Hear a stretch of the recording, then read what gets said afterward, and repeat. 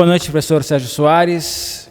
Queríamos começar essa coletiva com o seu comentário e a sua análise do que foi o jogo de hoje, o empate da Portuguesa em 0-0 com o 15 de Piracicaba aqui no Canindé. Boa noite a todos que estão nos acompanhando. Foi um jogo onde nós tivemos aí um bom volume desde o primeiro tempo, tivemos boa posse de bola, incomodamos o adversário, rodando a bola de um lado para o outro, achando zona central, fazendo inversões. Né? Isso na primeira etapa, o Paulo Vitor já fez algumas defesas interessantes e tivemos uma chance que passou perto com o Mancha, que foi uma chance muito clara. Né? Esse foi o volume do primeiro tempo. Já na segunda etapa, o 15 se fechou ainda mais, né? Mas isso não fez com que a gente não criasse as oportunidades. A gente conseguiu rodar essa bola, conseguiu entrar pelo lado. Tivemos uma bola na trave, uma jogada pelo lado do Carlos cruzando, o Mancha chapando, pegando na trave. Tivemos ações na zona central, que foi arremate, que o Paulo Vitor fez uma boa defesa. Tivemos jogada pelo lado direito de tabela com o Daniel, com o Railan, que nós botamos o Railan para agredir o espaço. Então, dentro da minha visão, a gente fez um bom jogo. Fizemos um bom jogo, criamos oportunidades. Eu coloco o Paulo Vitor como o melhor jogador em campo hoje. Fez grandes defesas importantes que garantiu o resultado. É desta forma que eu vejo que foi a partida de hoje. Algumas perguntas chegaram por parte da imprensa e vou repassá-las ao senhor, começando com a pergunta do professor Antônio Quintal, do programa Paixão Lusa, e ele pergunta para o senhor qual a maior dificuldade encontrada no jogo de hoje. A maior dificuldade foi o goleiro hoje, né? O goleiro foi a maior dificuldade. É claro que aqui, falando sério agora, né? O adversário, quando se fecha, você tem dificuldade, né? Acaba tendo dificuldade. Mesmo assim, com o adversário fechado e com uma proposta muito clara de sair em velocidade, nós criamos as oportunidades, né? Então a gente sabe que em alguns momentos dentro do campeonato a gente vai vivenciar situações como essa, de o adversário fechar, porém isso não evitou que a gente criasse as oportunidades, né? Fechar, baixar as linhas, formar uma linha de 5, o 15 chegou em algum momento do segundo tempo principalmente, estava no 5-4-1, né? Isso cria muita dificuldade, mas mesmo assim a gente conseguiu criar oportunidades. A pergunta do Christian Gedra, do Netlusa: quais os principais aprendizados desse jogo contra o 15 para não se repetir e manter nos próximos jogos? Eu digo no vestiário para os nossos jogadores. A gente está aprendendo para amadurecer para um momento importante da competição. Vivenciar essa dificuldade que nós tivemos no jogo, do adversário se fechar, do adversário baixar seu bloco, montar uma linha de 5, uma linha de 4, esses são os aprendizados que nós estamos vivendo dentro da competição, para que a gente possa criar as oportunidades e fazê-las. Em fazendo, a gente desmancha completamente, né, essa postura do adversário. Eu acho que isso é um aprendizado que a gente está levando para um momento importante. A pergunta do Fernando Mendes, da Soldati News, na verdade são duas perguntas. A primeira, se o senhor acha que o time da Portuguesa ofensivamente pode estar manjado pelo adversário, um jogo fixo, amarrado, juntamente com a postura do Caio Mancha. Se não seria interessante mudar essa postura, já que o adversário conhece o jeito que o time da Portuguesa joga.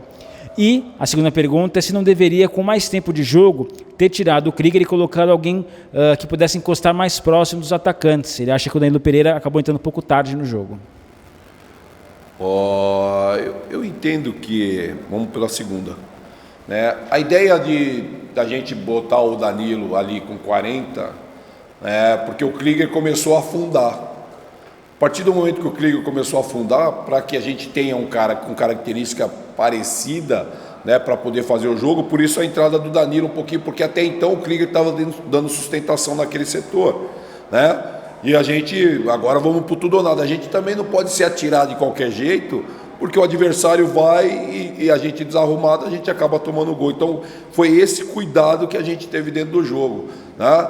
A entrada do Daniel poderia ser um pouco antes, com 30, poderia ser, né? Mas dentro do que a gente estava vendo do cenário, a gente não pode se desarrumar, porque o cavalo estava se fechando, né? E botando jogador de velocidade. A ideia de entrar o Krieger naquele momento foi: vamos arriscar agora para ver se é possível, né?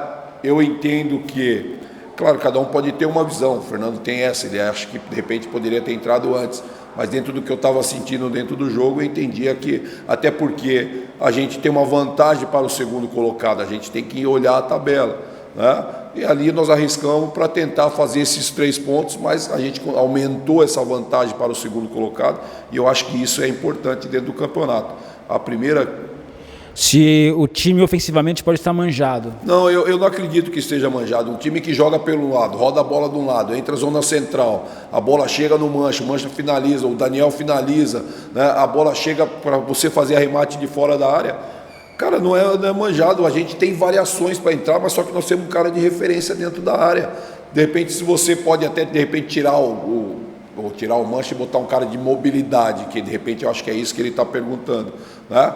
Mas isso é uma coisa que você pode fazer à frente, né? Estar manjado, eu entendo sempre o seguinte, Fernando, quando você começa a ser observado, aí todo mundo acha, pô, já todo mundo sabe como joga. Cara, isso é normal, nós somos o primeiro colocado, a gente tá todo mundo nos observando, só que nós temos variações mesmo com homem de referência.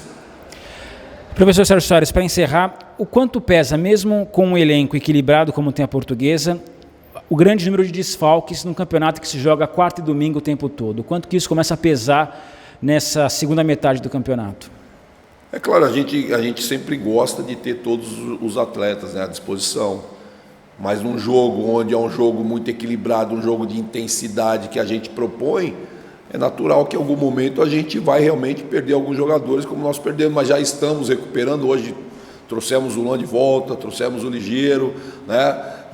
Tá voltando, daqui a pouco volta o Naldo, daqui a pouco volta o César, estaremos a gente precisa estar todo mundo pronto no momento mais importante da competição, né? Eu acho que é a gente trazer esses caras quando nós avançarmos de fase, que a gente está trabalhando, porque o nosso primeiro objetivo agora é manter a primeira colocação, mas quando nós mudarmos para o mata-mata, todo mundo à disposição, e é isso que a gente quer, e é cuidar para que esses caras estejam prontos já no mata-mata.